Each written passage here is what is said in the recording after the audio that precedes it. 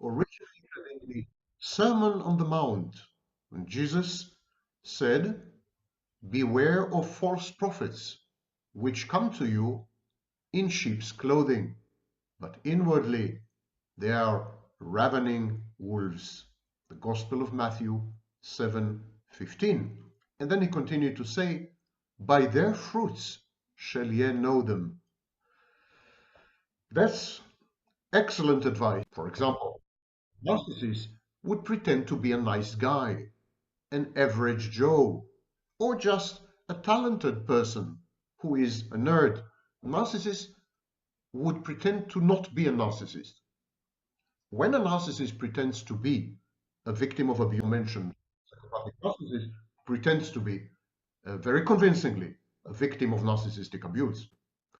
Some psychopathic narcissists imitate a sensitive, much wronged victim of narcissistic abuse. And psychopathic narcissist pretends to be very convincingly a victim of narcissistic abuse.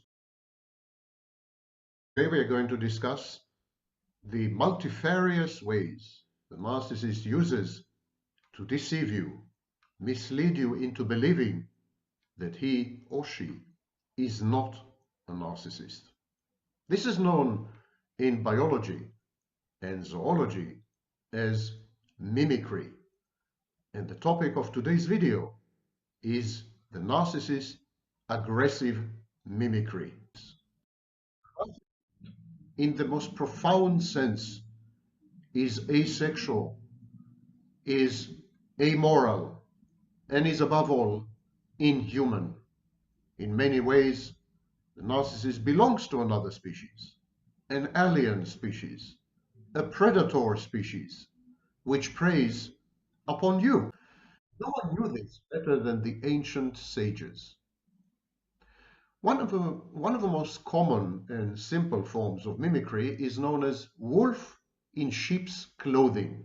So this is element number one, deception, being misled, pretending to be someone else convincingly.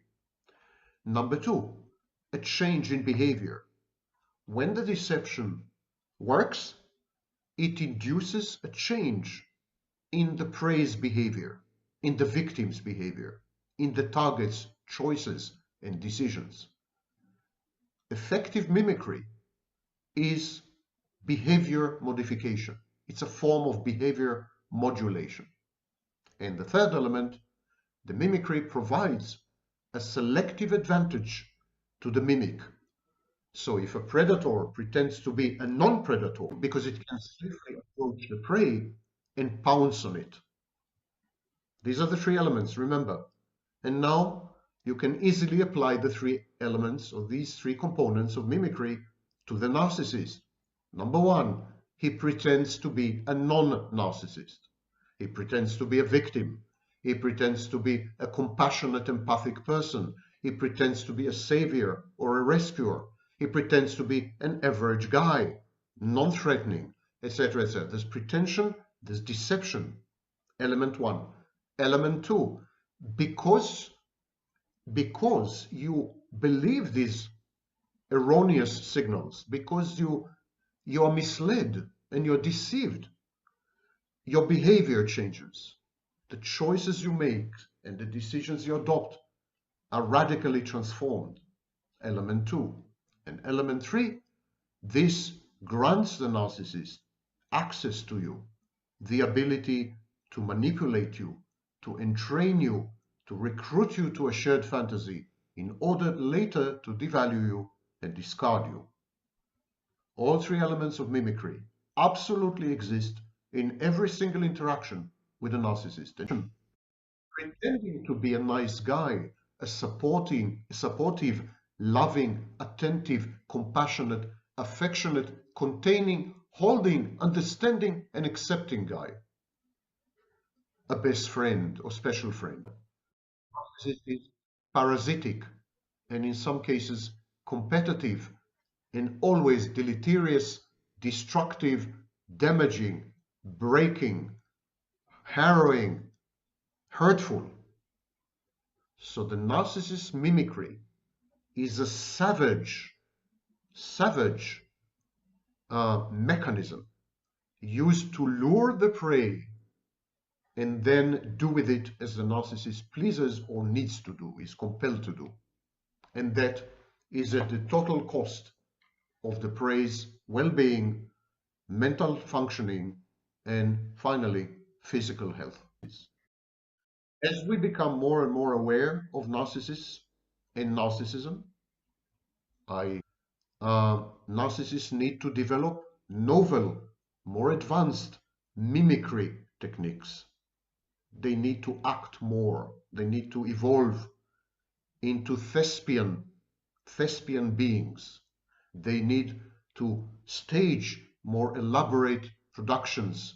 The shared fantasy needs to become so convoluted, so misleading, so comprehensive that it easily supplants reality.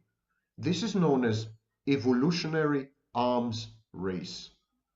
When mimicry negatively affects the model, and the model evolves a certain different appearance from the mimic. So predator looks around and says, who am I gonna imitate? What kind of model can I imitate which will allow me to get closer to the prey, to penetrate her defenses, to disable her firewalls, to reduce her awareness, to involve her in fantasy, and then to digest her, subsume her, consume her, and get rid of her. This is the aggression in this form of mimicry. And this is what is known as wolf in sheep's clothing. In the broadest sense, aggressive mimicry includes various types of exploitation. Always sending the signal, I am harmless, I am benevolent, I am helpful, I'm supportive, I myself am a victim, I will love you, etc., etc. All these messages involve self-camouflage, mimicry complex. The victim, the target, always pays a heavy cost.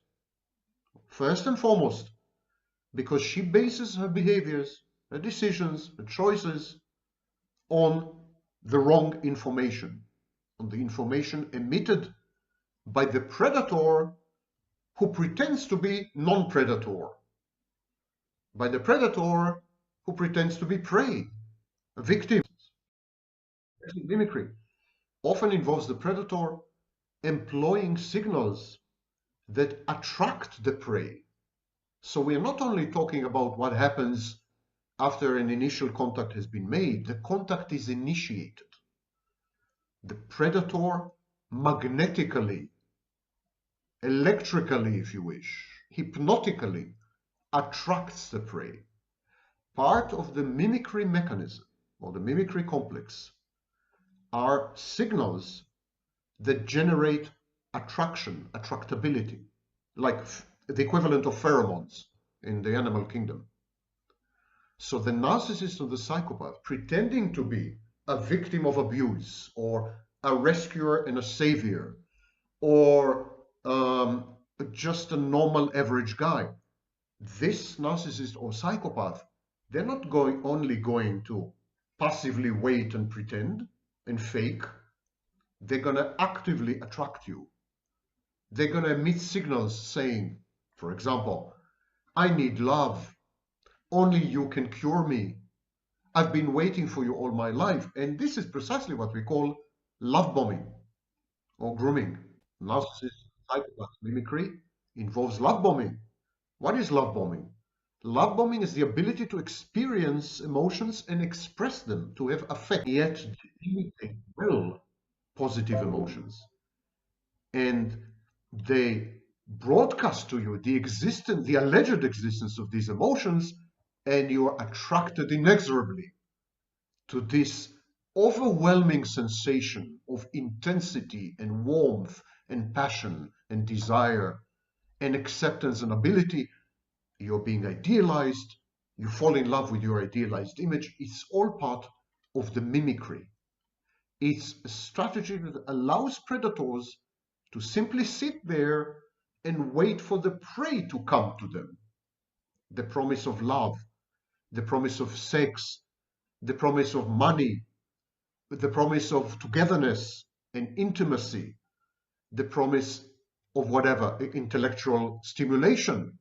These are the lures.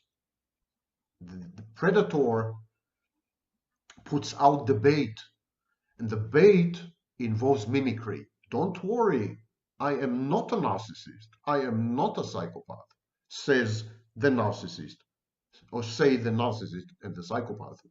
We are not who you think we are. It's with the narcissist and the psychopath. What you see is not what you get. Never, ever what you get. Aggressive mimics involve always mixed signals, deceptive signals. What is it that you need? Do you need love? I have it. Are you lonely? Do you need togetherness? I can give you that.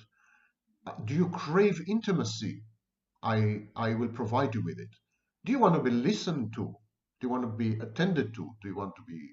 I will be here and listen to you indefinitely. Do you want to be saved or rescued? I'm your man. I'm a rescuer, a savior, a healer, and a fixer. Are you a victim? Do you want to commiserate? I'm a victim too. I've been a victim of narcissistic abuse all my life. I've never done anything wrong. Everyone did wrong to me. I'm like you, idealizing the victim, rendering the victim an angel, creating a morality play where the victim is all good and the abuser is all bad, engaging the victim's splitting defense, primitive infantile defense, regressing the victim to her early childhood. All these are lures, all these are baits, and they are irresistible. They're irresistible because the prey finds these things crucial. The prey believes that these are things which are vital to survival, even sometimes sex. All these things, love, intimacy, sex, being understood, being accepted, being listened to, being seen, being attended to, being taken care of, being held, being contained, being healed, being rescued, being saved, all these are perceived by the victim to be vital, critical. There is an element of catastrophizing. If I don't have these things, I will die. This is the baby's natural reaction. If mommy doesn't pay attention to me, I will die. It's about pretending to be someone else. The predator, in the case of the narcissist and psychopath pretends to be a prey, pretends to be a victim, or pretends to be someone else, a harmless, nice, kind person. The promise of psychological nourishment is a way to attract the prey into a relationship with the wrong kind of person. So the prey, the victim, the target, bonds with the narcissist, attaches to the psychopath, fully believing that they're not. And this is why narcissistic and psychopathic mimicry, love bombing, grooming, they pretend to be much wounded targets of narcissists and psychopaths when actually they are the narcissists and psychopaths.